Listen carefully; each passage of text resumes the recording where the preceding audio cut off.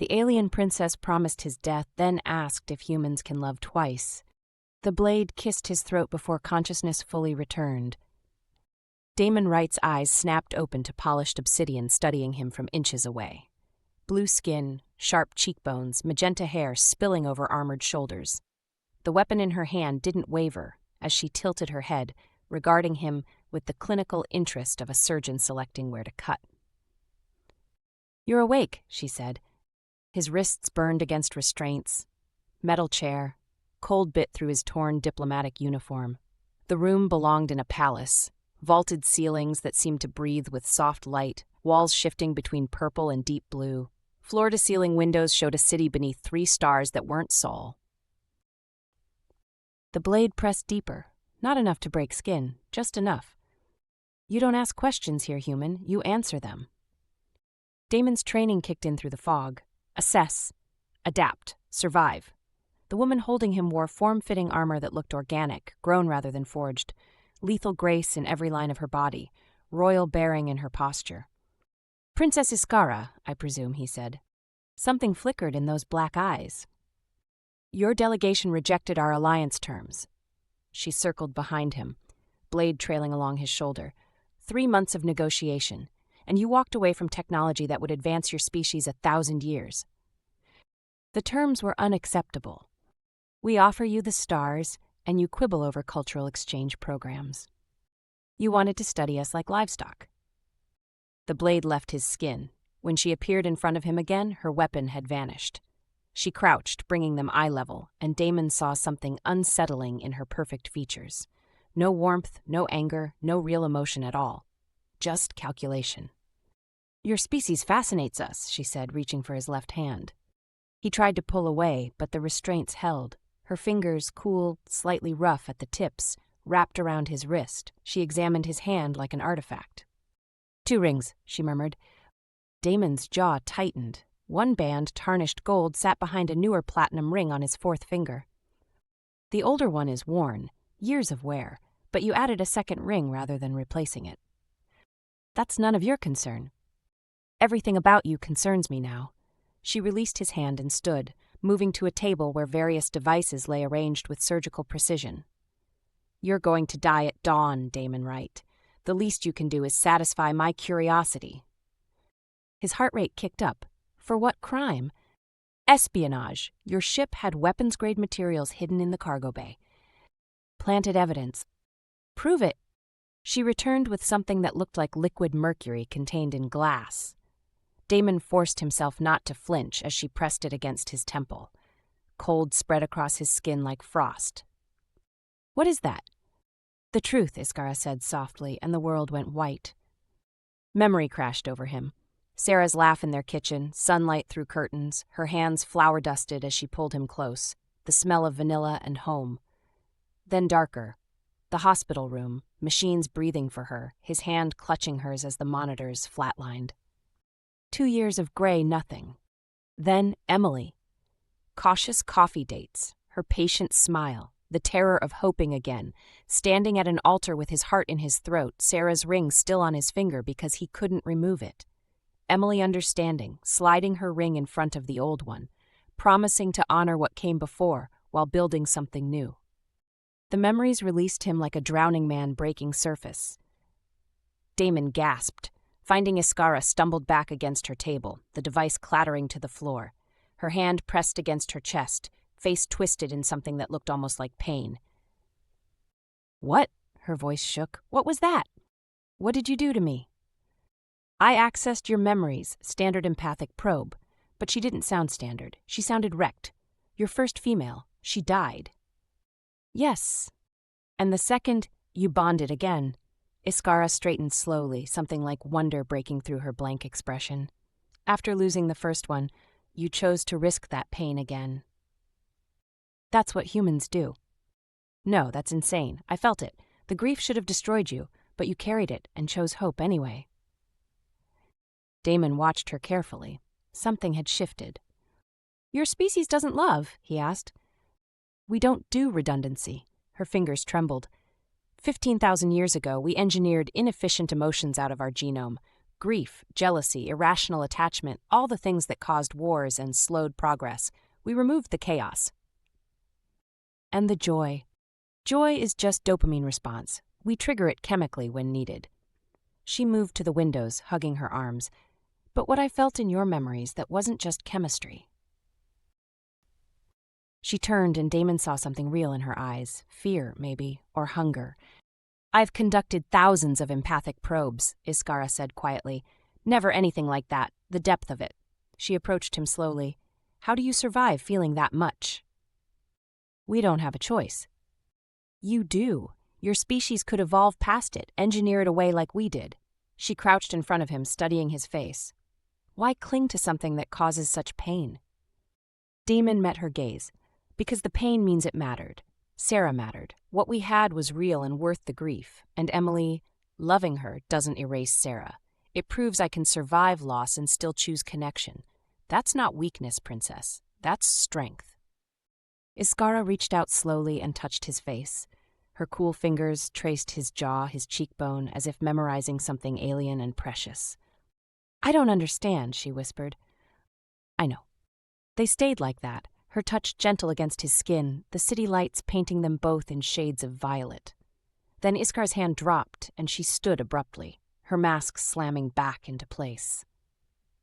It doesn't matter. You'll be executed at dawn. My betrothed will oversee it. Korvath has been eager to demonstrate human fragility. Your betrothed. A strategic alliance. He commands our military forces. Do you love him? Iskara laughed, bitter and sharp. Love, you still don't. She stopped, swayed. Something's wrong. What? The probe. Neural connections still active. That's not supposed to happen. Daemon's pulse kicked up. What does that mean? Iskara's legs gave out. She caught herself against the table, devices scattering. When she looked at him, real fear showed through. The probe went too deep. Your emotional intensity created a neural bond, linking our brain patterns. Can you break it? Eventually, maybe, but right now we're connected. Her breathing came shallow, neurologically entangled. Which means what? Iskara's voice came out barely above a whisper. It means if you die, I die with you. The silence stretched between them. Outside, the alien city glittered beneath unfamiliar stars.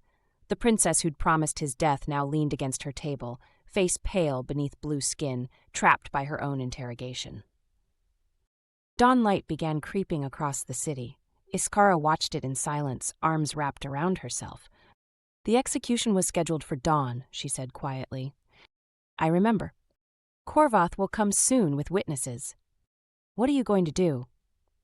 The mask clicked back into place, cold, controlled, lethal. Postpone it. Tell them I need more information from you. She approached, pulling a small blade.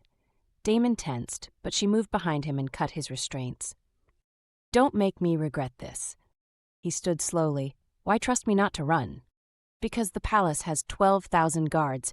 You'd be dead before you reached the third corridor. She moved to a panel in the wall. A section slid open, revealing a small chamber. You'll stay here until I find a way to break the bond. Daemon stepped into the space. Bed, basic facilities, no windows. He turned to face her. And if you can't break it... Iskara's hand hovered over the control panel. In the strange light, her eyes looked less like polished obsidian and more like deep water, dark and hiding things even she didn't understand. Then we both have a problem, she said, and sealed him inside. Daemon woke to the sound of the door opening. He sat up fast, but it was only Iskara. She carried a tray that steamed with something smelling like cinnamon and metal. Her armor had been replaced by simpler clothing, dark fabric that moved like water. Eat, she said, setting the tray beside his bed. How long was I out? 6 hours. She remained standing, arms crossed. I told Korvath you were being cooperative, that the interrogation revealed intelligence worth extracting slowly. How'd he take it? Suspiciously, he wanted to observe. I denied him. Dark circles shadowed those obsidian eyes. Her hands trembled before she stilled them. You haven't slept. I've been researching the bond, trying to find a way to sever it. She moved to the window, a screen displaying the city. There are records of similar incidents. Most ended badly. Permanent entanglement, shared pain, shared death. She touched the screen. 3 cases managed separation, but it took months and left both parties damaged. Damaged how? Emotionally compromised, unable to function. Something haunted lived in her expression. My people would see that as worse than death. Daemon picked up the bowl, purple grain in amber liquid, sweet, bitter, warm. You're still feeling it, he said. The memories. Her fingers curled into fists. I can't stop. Your grief, your hope, like a second heartbeat. Her laugh came out broken. Last night I cried. I'm 347 years old, and I'd never cried before. He set the bowl down. I'm sorry. Are you? You think this is good for me. I think you're terrified. Don't presume to know what I'm feeling. I don't have to presume. The bond goes both ways. Iskara froze. Echoes, your fear, your anger, and underneath, he stood, closing distance. Curiosity. She didn't retreat, just watched him. How does a civilization decide to engineer away love? He asked. It wasn't a decision. It was survival. She moved past him to sit on his bed. 15,000 years ago, we were dying. Wars over mates, territory, religious differences. Weeks from extinction when our scientists proposed the solution. Genetic modification to remove the emotional drives causing conflict. And it worked. We became the most powerful species in 7 systems. Technology advanced faster in a century than in 10,000 years. Her hands rested in her lap. But we stopped creating. Art became mathematical. Music became frequency optimization. Not through love. She flinched. Love isn't something you make. It's both, physical and emotional, and something else. Daemon sat beside her. When Emily and I made love for the first time, I was terrified. Terrified I'd say Sarah's name, terrified I'd feel guilty or nothing at all. What did you feel? Alive, for the first time in 2 years. He looked at his rings.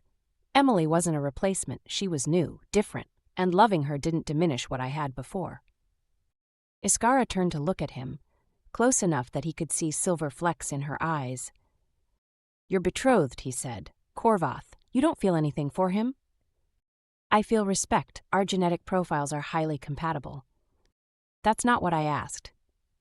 I don't have the capacity. You didn't, past tense, but you felt my grief, my love. You cried. Iskara stood abruptly. This is contamination. Once I sever it, I'll return to normal. Will you? I have to. Her voice cracked. I'm the crown princess. I have responsibilities. Is that what you think this is? Dysfunction? What else would you call choosing pain? She moved to the door. There has to be a way to separate us. And if there isn't? Her shoulders tensed. Then I'll choose my life or my duty. Those aren't mutually exclusive. In my world, they are.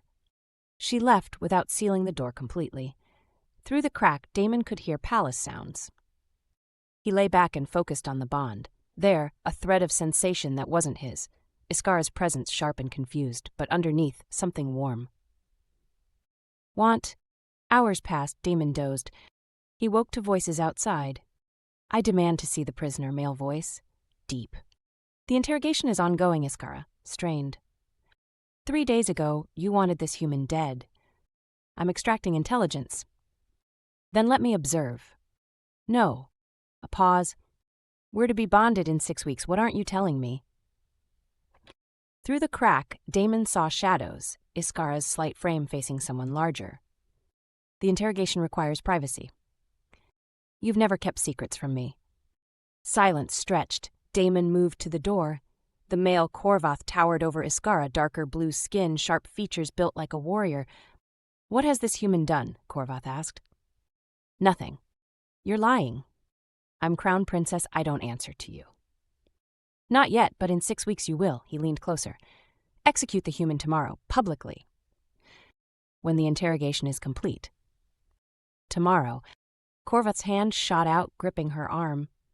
You're making me look weak, he said quietly. Iskara looked at his hand with cold assessment. Remove your hand. Or what? Or I'll remove it for you. Something in her voice made him release her.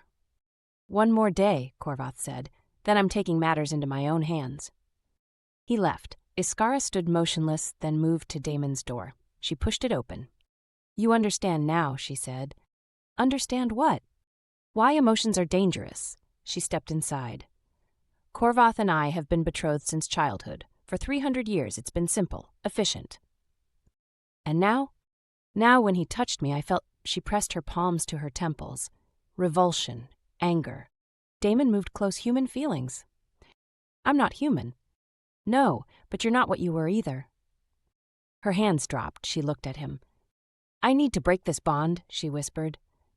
Do you? She closed the distance. Her cool fingers found his face, tracing jaw, cheekbone. What's happening to me? You're feeling. I don't want to feel. But her touch said otherwise, her breath caught. This is the bond, she said, voice lacking conviction. Is it? Daemon raised his hands slowly. His fingers touched her face. She inhaled sharply. Her hand covered his, pressing his palm against her cheek. Through the bond, Daemon felt it, confusion, fear, and underneath, hunger. I'm engaged to Corvath, she said. You're contracted. There's a difference. Not in my culture. Maybe your culture is wrong. Iskara's other hand found his chest, fingers splaying over his heart. Your biology responds, just chemistry. Yes, so this means nothing. Does it? She leaned closer, her lips parted. I should leave, she whispered. Should you? Why did you leave my door open? Her fingers curled into his shirt. I wanted to hear you, your breathing. Her voice dropped. Being near you makes the feelings stronger, and I wanted them stronger. Daemon's hand slid to her neck, thumb against her pulse. That's not the bond, he said, that's you. It can't be. He kissed her. For a heartbeat, she froze. Then her hands fisted in his shirt, pulling him closer. She kissed him back with desperate hunger. She tasted like lightning. His hands found her waist. Her body was cool everywhere they touched, but her mouth was warm. She made a sound, half gasp, half moan. Daemon pulled back slightly. Her forehead rested against his, breath coming fast. This is a mistake, she whispered. Probably. We should stop. We should. Neither moved. I've never started. My species doesn't do this. Why, I know. She pulled back enough to meet his eyes. Teach me. Please. Her voice cracked. I've spent 300 years being perfect, and in one night you showed me I've been empty. Daemon's thumb traced her jawline. Once you feel this, you can't go back. Good. Her hand slid up his chest. I don't want to go back. He kissed her again, slower, teaching her. She learned fast, her hands exploring his back, his shoulders. When they broke apart, Iskara's eyes held something new, determination. Corvath will come tomorrow. I know. He'll demand your execution. I'm going to refuse him. She straightened. I'm going to choose this, choose feeling over duty. That's dangerous. Everything worth having is. She touched his face. You chose to risk everything twice. I'm choosing to risk it once. She kissed him once more, then stepped back. I need to prepare. Corvath won't accept refusal easily. She left, but through the bond, Daemon felt her presence stronger than before. Determined. Daemon didn't see Iskara for 18 hours. The door remained sealed. Food appeared through a slot he hadn't noticed before. More of the purple grain, some kind of protein that tasted like copper and sage. He ate mechanically, pacing the small room, testing the bond for any sense of her. There, faint but present, anger, fear, and underneath it all that new feeling she didn't have a name for yet. Desire. He was doing push-ups when the door finally opened. Iskara stepped inside and sealed it behind her. She wore full armor now, the organic plating covering her from neck to boots. Her magenta hair was pulled back severely. War paint, at least that's what it looked like, marked her cheekbones in silver lines. She looked like a warrior princess. She looked terrified. What happened? Daemon asked, standing. Corvath has called a council. Her voice was tight, controlled. He's demanding your immediate execution, public display. He claims you've compromised me through some human psychological technique. Has he? Has he what? You. Iskara's jaw clenched. He's threatening to break our betrothal, to withdraw military support from my rule. Half the council backs him. And the other half? Waits to see which way I'll bend. She moved to the window, staring at her city. I have 4 hours before the council convenes. 4 hours to decide if I'm going to execute you or start a civil war. Daemon approached carefully. There's a third option. There isn't. Break the betrothal yourself. Choose your own path. She laughed, bitter and sharp. You don't understand our politics. Corvath controls 40% of our military. His family has been allied with mine for 6 generations. If I break the betrothal without cause, I lose their support. And without their support, my enemies will tear my kingdom apart. What if you had cause? Iskara turned. What are you suggesting? You said the bond is proof of contamination. Use that. Tell the council the empathic probe went wrong, that you need time to fix it before you can rule properly. Step down temporarily. Step down, she stared at him. You're asking me to abandon my throne. I'm asking you to save your life. My life is my throne. It's all I've ever been. Her hands curled into fists. I was born to rule, trained for it, genetically modified for it. I don't know how to be anything else. Then learn. Daemon closed the distance between them. You learn to feel. You learn to want. You can learn to be more than what you were engineered to be. And what would I become? Some exile living on a human world, studying emotions like a science project? She shook her head. I can't. My people need me. Your people need a leader who understands them. Right now you don't. You're becoming something they can't comprehend. Exactly, which makes me unfit to rule. Or uniquely qualified. Daemon caught her hand.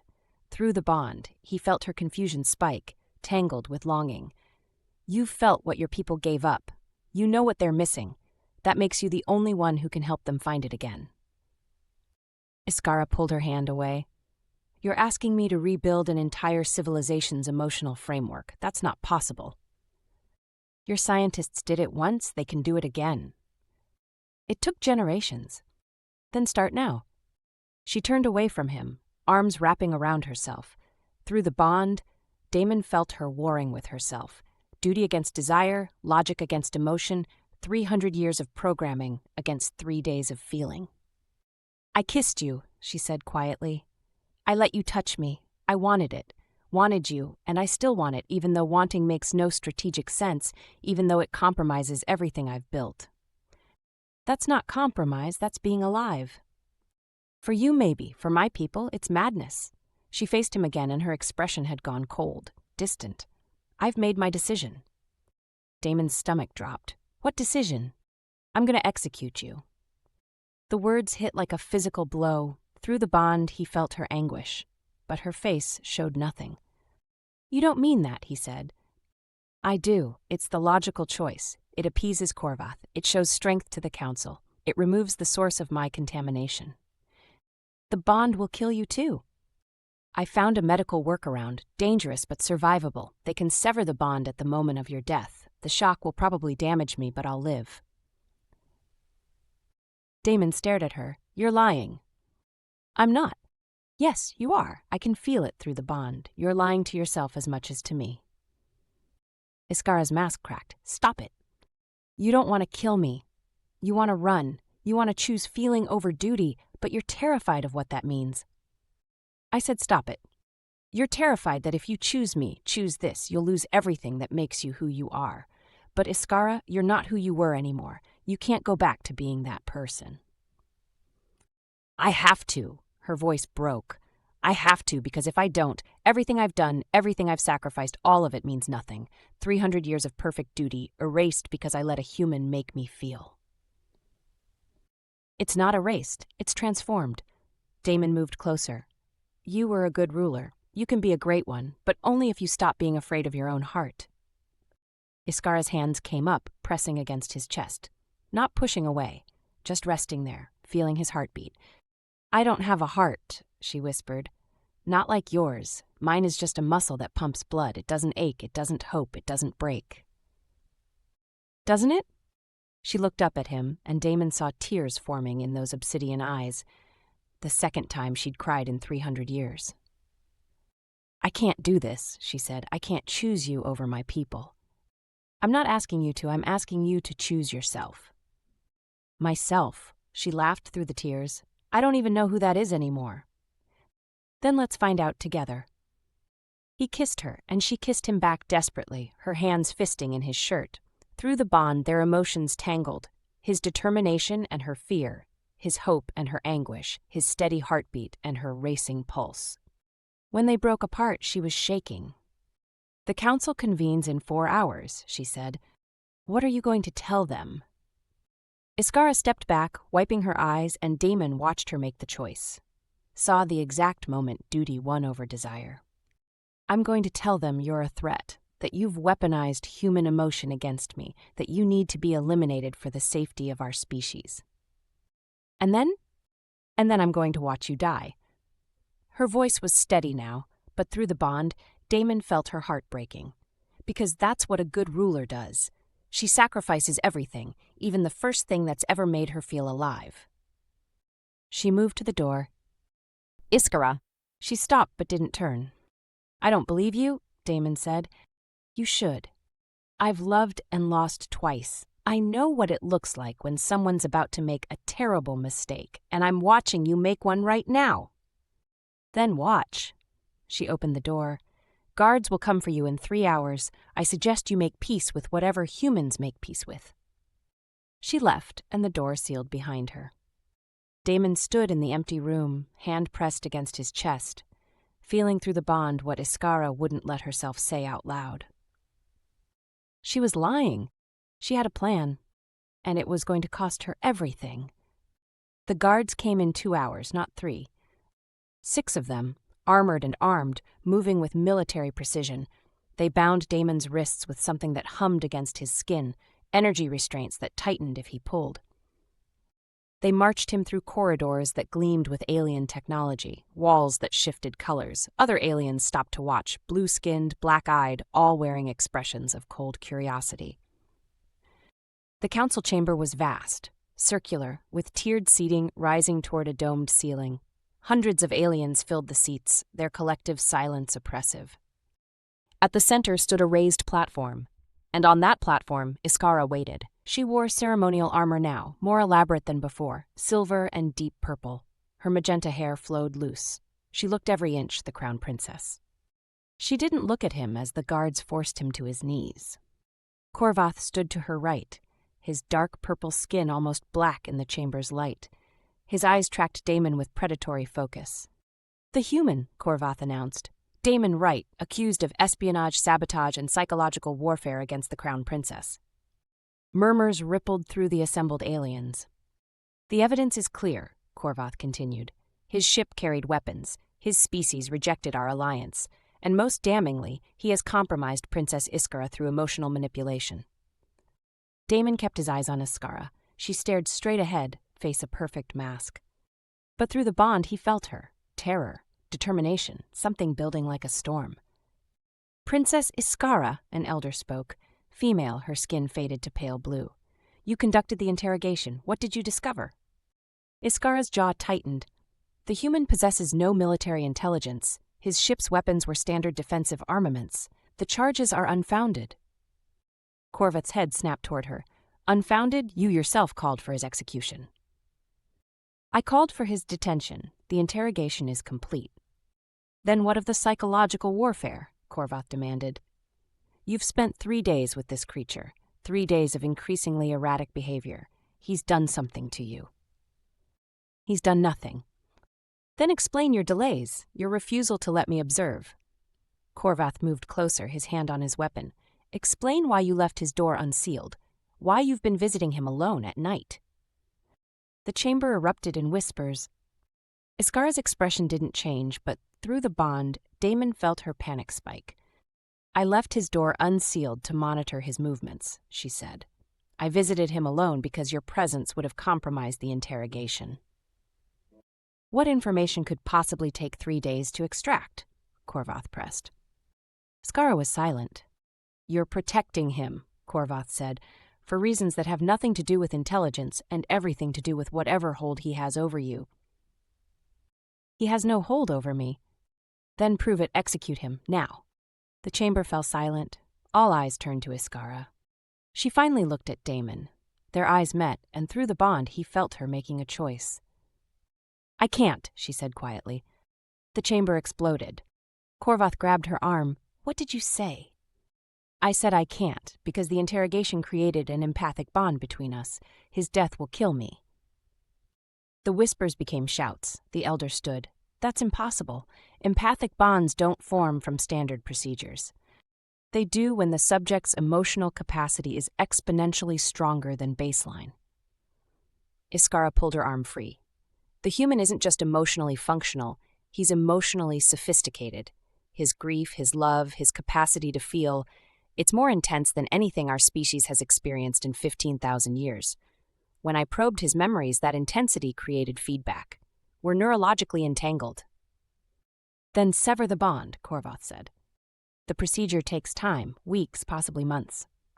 "Unacceptable." Korvath turned to the council. "She's been compromised, contaminated by human emotion. She's unfit to rule until this bond is broken." "I'm not compromised." "Aren't you?" Korvath faced her. "Tell them the truth, Iskara. Tell them you've developed feelings for this creature, that you kissed him, that you want him." The chamber went dead silent. Iskara stood frozen, her mask cracking. Through the bond, Daemon felt her trapped, cornered, terrified. "Answer me," Korvath demanded. Iskara's hands curled into fists. When she spoke, her voice was barely audible. "Yes." The word fell like a bomb. "Yes," she said louder. "I kissed him. I wanted him. I still want him, because for the first time in 300 years, I felt something real, something beyond duty and logic and genetic programming." She turned to address the full council now. "I felt grief so profound it should have destroyed him, but instead it made him stronger. I felt love so powerful it survived death and bloomed again. I felt hope that existed despite every logical reason to despair.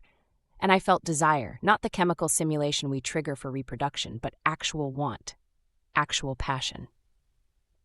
"This is madness," one council member shouted. "Is it?" Iskara challenged. "Or is it what we lost when we engineered away our emotions? We became powerful, efficient, but we also became empty. We stopped creating. We stopped feeling joy. We reproduce through clinical protocols because we can't feel desire. We're dying out because we removed the very thing that makes life worth living." "We removed weakness," Korvath said coldly. "No, we removed strength." Iskara looked at Daemon. "This human loved, lost, and loved again. He survived grief that should have destroyed him. He chose vulnerability over safety. He risked his heart repeatedly. That's not weakness. That's the greatest strength I've ever witnessed." "He's manipulated you," Korvath insisted. "He's shown me what we could be." Iskara turned back to the council. "I'm proposing a new alliance with Earth, not for their technology, but for their emotional education. Let them teach us to feel again." The chamber erupted, shouts of agreement, shouts of denial. The elder banged something that created a sharp sound. "This is unprecedented," she said, "and dangerous." "We reintroduce life," Iskara interrupted. "Real life, not this efficient existence." Korvath drew his weapon, a blade that crackled with blue energy. "You've been corrupted," he said, "and corruption must be removed." He moved fast, the blade arcing toward Daemon's neck. Iskara moved faster. She was between them in a heartbeat, her own blade deflecting Korvath's strike. The sound of energy weapons clashing filled the chamber. "Stand down," Iskara commanded. "You're choosing him over your duty," Korvath snarled. "I'm choosing evolution over extinction." They circled each other, weapons raised. The guards moved to intervene, but the elder raised her hand. "Let them resolve this the old way." Korvath lunged. Iskara dodged, her movement's liquid grace. She didn't just defend, she attacked, her blade finding gaps in his armor, drawing blood. "You were supposed to be mine," Korvath growled. "I was never yours, I was contracted to you, there's a difference." She swept his legs, sending him crashing down, her blade pressed against his throat. "Yield," she commanded. Korvath stared up at her, hatred burning in his eyes. "You'll regret this." "Probably, but I'll regret it while feeling something real." She pulled her blade back and turned to the council.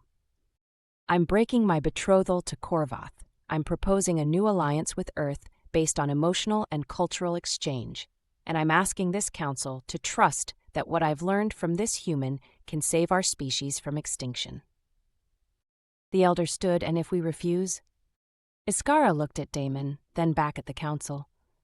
Then I abdicate, and I go with him to Earth, because I'd rather be an exile who feels than a queen who's empty. The chamber fell silent. Through the bond, Daemon felt Iskara's terror. She'd gambled everything. The elder studied her for a long moment, then looked at Daemon. "Human," she said, "you've done something no species has managed in 15,000 years. You've made one of us want." "I didn't do anything," Daemon said. "She did it herself." "By choosing you." "By choosing herself." The elder's lips curved, almost a smile. "Very well, we'll convene to discuss the prince's proposal. Until then, both of you are confined to the palace, under guard, together." Murmurs rippled through the council, some angry, some curious, some almost hopeful. Corvath rose slowly, blood dripping from his armor. He stared at Iskara with pure hatred. "This isn't over." "Yes," Iskara said quietly, "it is." Guards escorted them from the chamber, not to Daemon's cell, but to larger quarters, a suite with actual windows and only one door. When they were alone, Iskara collapsed onto a chair, hands shaking. "I just destroyed everything," she whispered. Daemon knelt in front of her, taking her hands. "No," he said, "you just chose everything." She looked at him, tears streaming down her blue skin. "I'm terrified. I know. I don't know what happens next." "Neither do I." "Show me." She pulled him closer. "Show me what it feels like to choose this." Daemon kissed her, and she kissed him back with desperate hunger. And through the bond, they felt it together, fear and hope and desire tangled into something neither had words for yet, something that felt exactly like falling in love. Dawn broke over the alien city in shades of amber and violet. Daemon woke with Iskara curled against his chest, her cool skin warming where they touched. Her magenta hair spilled across the pillow, and in sleep her face held peace he'd never seen while she was awake. Through the bond, he felt her dreaming. Not the efficient neural rest her species typically experienced, but actual dreams, fragmented images of Earth's oceans, of his memories of Sarah's laugh, of possibilities that terrified and thrilled her. Her eyes opened slowly, focusing on him. For a moment, confusion flickered across her features, then memory settled in. What they'd done, what she'd risked, what she'd chosen. "I thought I'd wake up with regret," she said quietly. "Did you?" "No," she touched his face. "I woke up wanting to do it again." He kissed her, and she responded with growing confidence. A sharp knock interrupted them. "Princess Iskara," the elder's voice muffled through the door. "The council has reached a decision." Iskara pulled back, fear spiking through the bond. She dressed quickly in simple clothing, no armor this time, just herself. They were escorted to a smaller chamber. The elder waited with 3 other council members, no Corvath. "We've discussed your proposal through the night," the elder began. "Your suggestion that we reintroduce emotional capacity to our species." "And?" Iskara's voice was steady, but her hands trembled. "It's radical, dangerous. It goes against 15,000 years of genetic engineering." The elder paused. "It's also the most innovative idea proposed in 3 centuries. Hope flickered in Iskara's eyes. "We're dying out," another council member said. "Female, younger. Our birth rates decline each generation. Perhaps the princess is correct. Perhaps we've engineered away something essential." "However," the elder continued, "we cannot simply reverse millennia of modification. The process would take generations, and there's significant opposition. Corvath has already rallied 40% of the military against this proposal."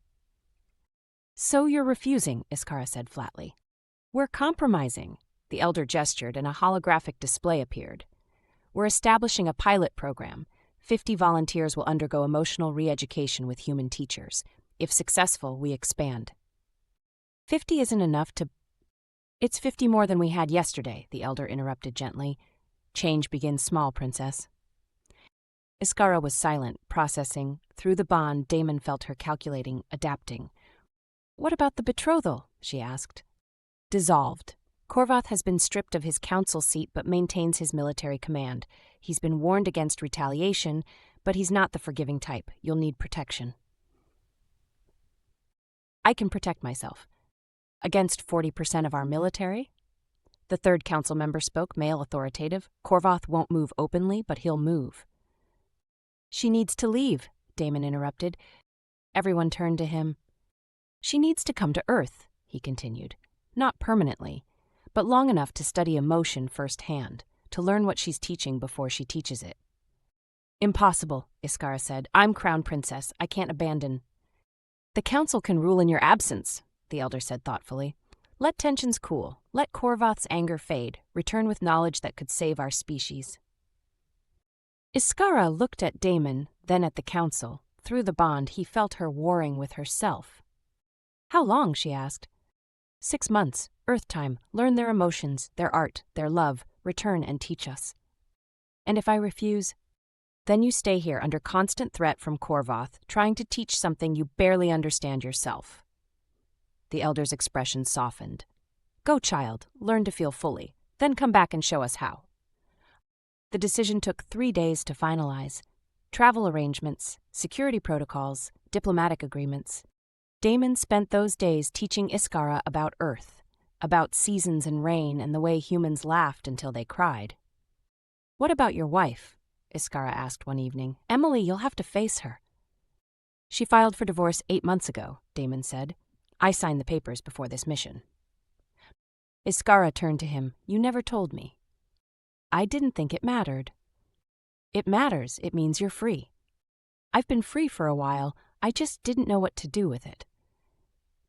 She kissed him then, and through the bond, he felt her understanding. He'd been ready to love again. He'd just been waiting for someone worth the risk. The night before departure, Korvath appeared.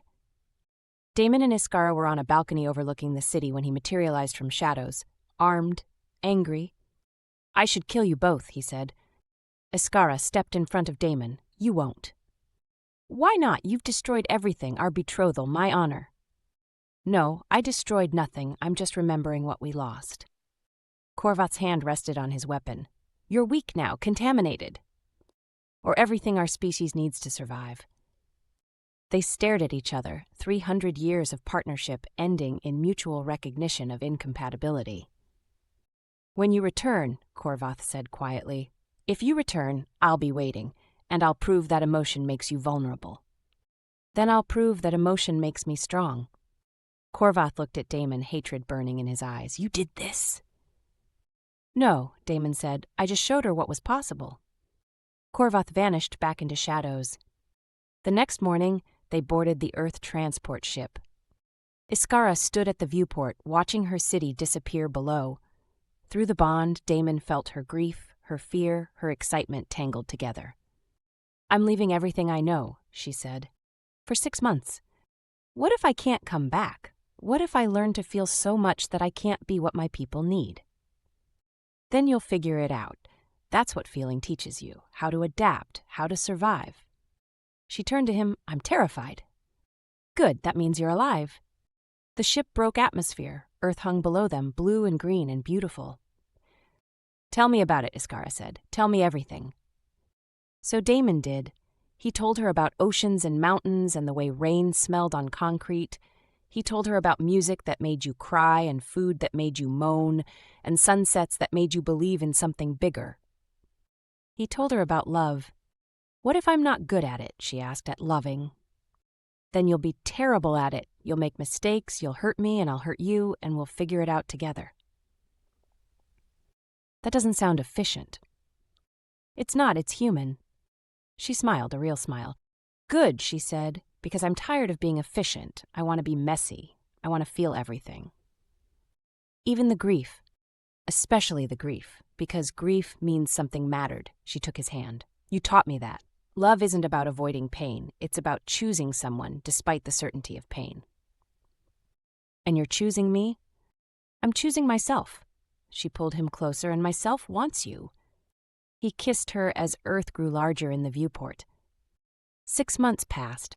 They stood in that same chamber where she'd nearly executed him. Iskara wore her ceremonial armor again, but something had changed. She moved differently, smiled more. Her eyes held warmth. The pilot program had been successful. 50 aliens learning to feel, creating art, falling in love. The council had voted to expand. Your report, Princess, the Elder requested. Iskara stepped forward. I learned that emotion isn't weakness, it's not even strength, it's simply life, real life, the kind worth living. And the human, another council member asked. Daemon Wright, where is he now? On Earth, Iskara said, waiting. Waiting for what? For me to finish this, to establish the program.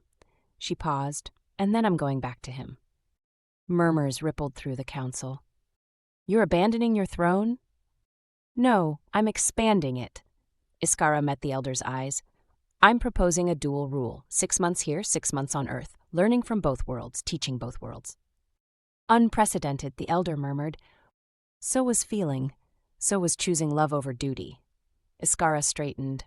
I'm not asking permission, I'm informing you. I've spent 300 years being the perfect princess. Now I'm going to be a real one.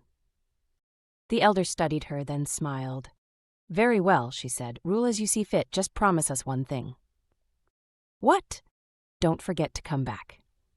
Iskara smiled. I won't. This is still my home. I'm just learning to love more than one thing. She returned to Earth 3 days later.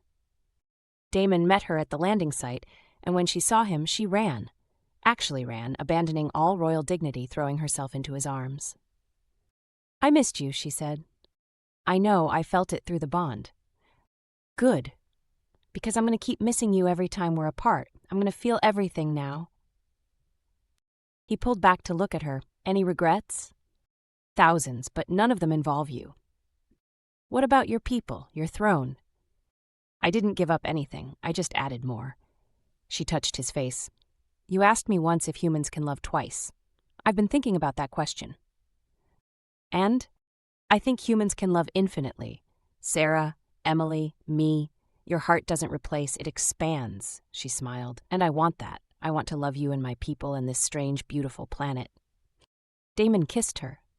When they broke apart, she was crying, happy tears. Thank you, she whispered. For what? For showing me that the greatest strength isn't avoiding pain, it's choosing to feel it anyway. You figured that out yourself. No, we figured it out together, she took his hand. So what happens now? Now, she smiled, now we live, messily, inefficiently, beautifully. That sounds terrible. It sounds perfect. They walked toward the setting sun, two beings from different worlds, connected by a bond that started as an accident and became a choice. The alien princess had promised his death. Instead, she'd asked if humans can love twice, and together they'd learned the answer. Infinitely.